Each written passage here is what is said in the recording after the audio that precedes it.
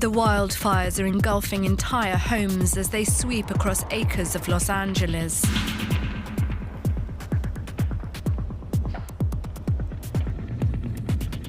Firefighters are struggling to contain the spread.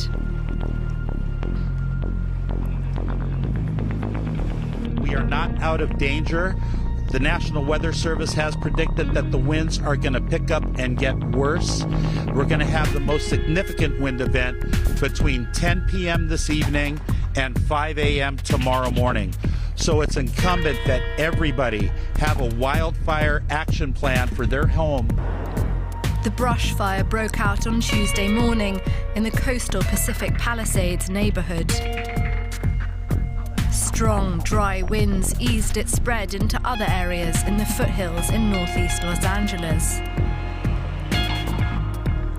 Some residents did their best to try to extinguish the flames.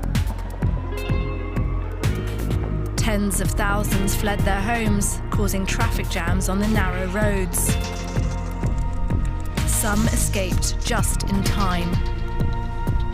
I mean, I've never seen anything. Fires were this close to the cars. People left their cars on Palisades Drive. Burning up the hillside, the palm trees, everything's going. And the wind and the firemen are great, but you can only do so much. Property damage is property damage. Losing lives, dogs, animals, horses, a lot of horses in the neighborhood. So, yeah, so that's what matters.